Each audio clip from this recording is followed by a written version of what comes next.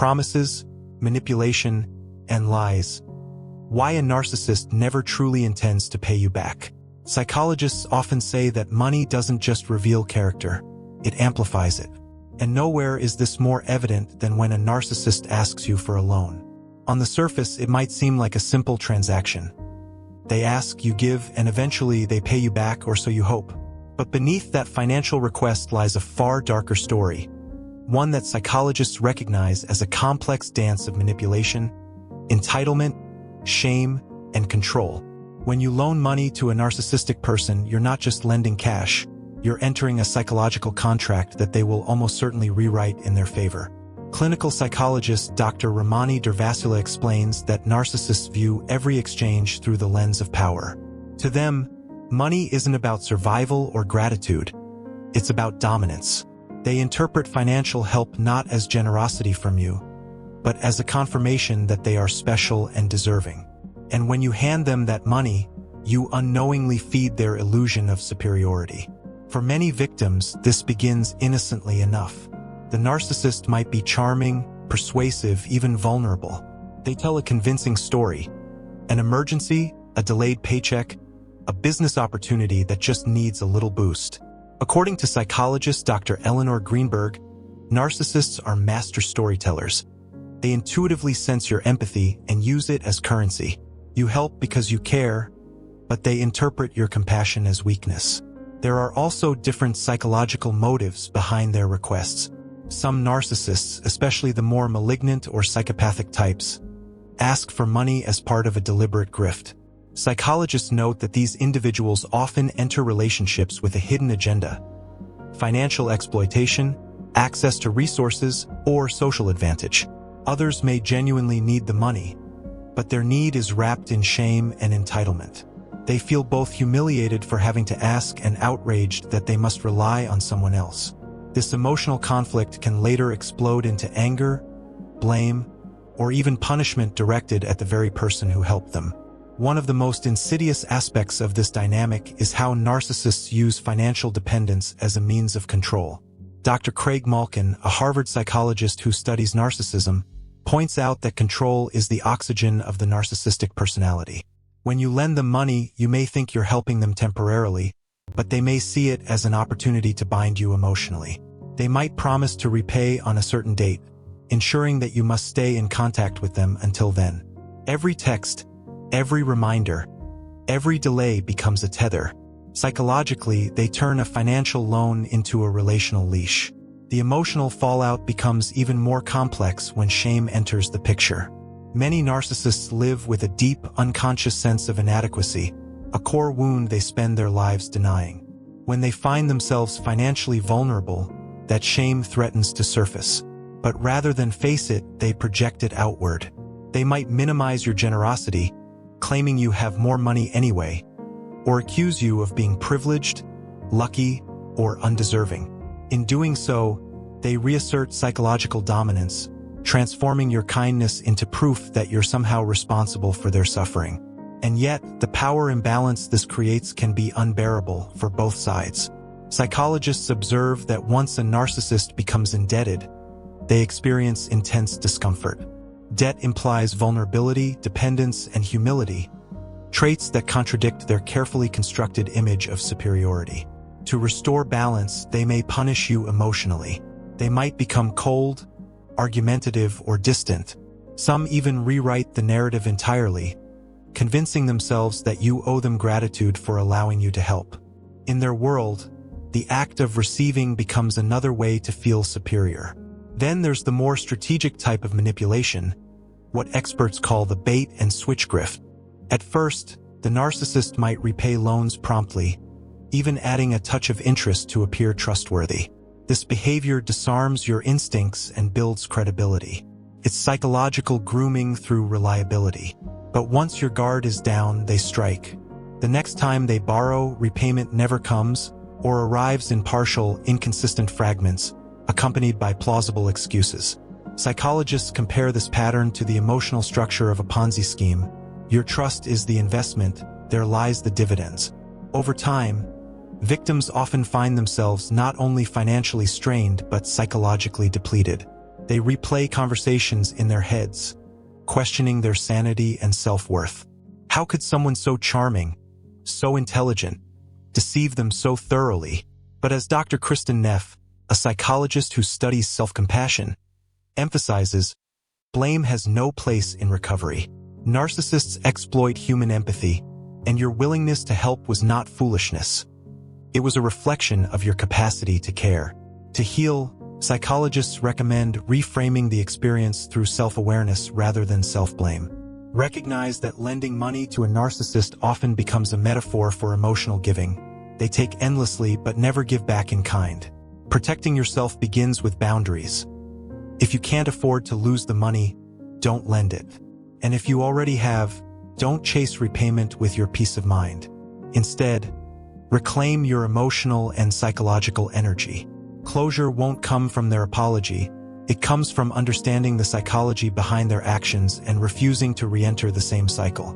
Money and power have always been intertwined, but in the hands of a narcissist, a simple loan can transform into a psychological battlefield. Psychologists often warn that when financial transactions enter relationships marked by narcissistic traits, what unfolds is never just about money. It's about dominance, shame, and manipulation. The debt becomes a tool, and the borrower becomes the puppeteer. Imagine this: you lend a narcissist money.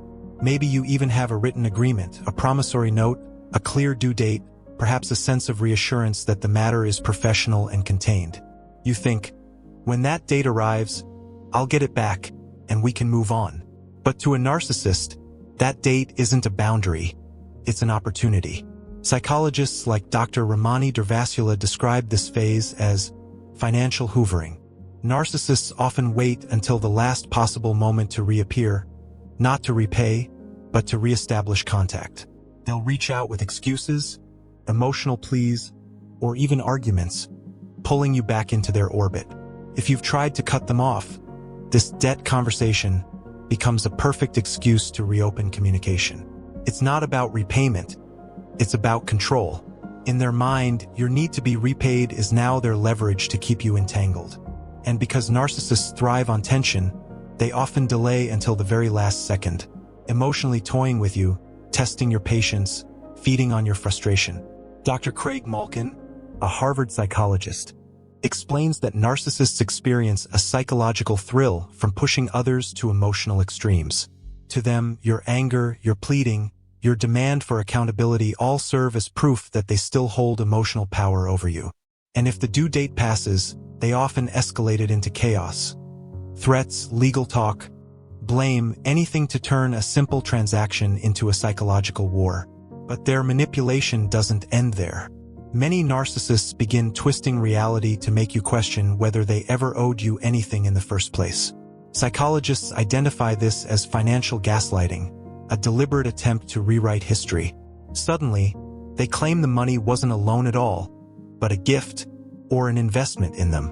They'll recall imaginary conversations or invented promises that justify their refusal to pay. Their goal is not just to keep your money, but to make you doubt your memory and question your sanity. Victims often describe feeling as though they've stepped into a surreal reality where logic no longer applies.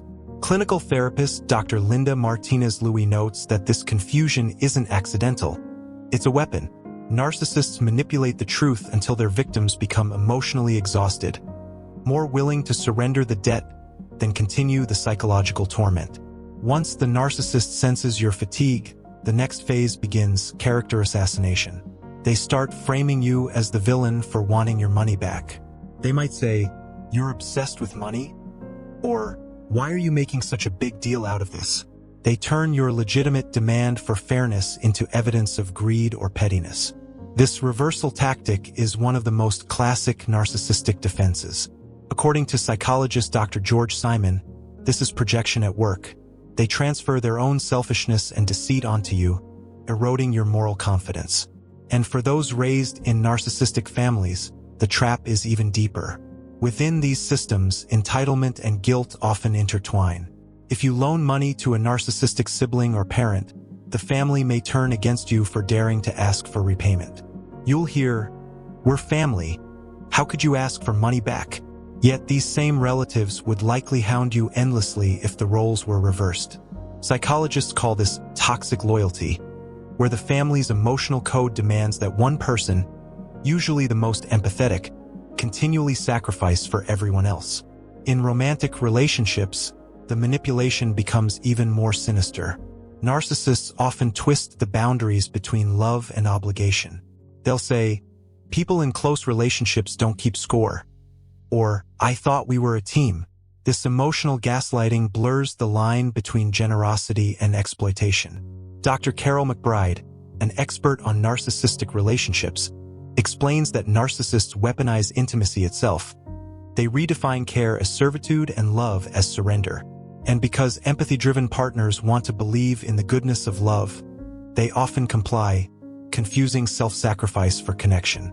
The truth, however, is that every dollar lent to a narcissist carries a hidden interest rate, one that's psychological, not financial. The cost comes in the form of sleepless nights, self-doubt, and emotional depletion. Victims often describe feeling humiliated, as though the simple act of asking for what's rightfully theirs makes them cruel or greedy. This erosion of self-trust is one of the most devastating consequences of narcissistic financial abuse. So what can victims do? Psychologists emphasize 3 critical steps: clarity, detachment, and acceptance. Clarity means documenting everything and refusing to engage in emotional arguments. Narcissists thrive in chaos, but shrink in the face of written facts. Detachment means recognizing that every text or promise is bait for re-engagement. Treat financial recovery like emotional detox. No contact, no pleading, no justifications. And acceptance means letting go of the fantasy that they'll suddenly become accountable. As painful as it is, sometimes peace is worth more than payment. There's a story one therapist often tells. A client lent her narcissistic ex a significant sum of money. After months of emotional manipulation and countless lies, she recovered only a third. "But you know what?" the therapist told her. "You got back more than your money. You got your freedom." That's the paradox psychologists often highlight. Losing money to a narcissist can still be a kind of victory, if it's the price you pay to never be owned by them again. In the end, lending money to a narcissist isn't just a financial transaction. It's a psychological lesson. It reveals how deeply manipulation can disguise itself as need, how control can wear the mask of vulnerability, and how entitlement hides behind charm. The money may never return, but your awareness, your strength, and your clarity can. And those are the investments that always yield real returns.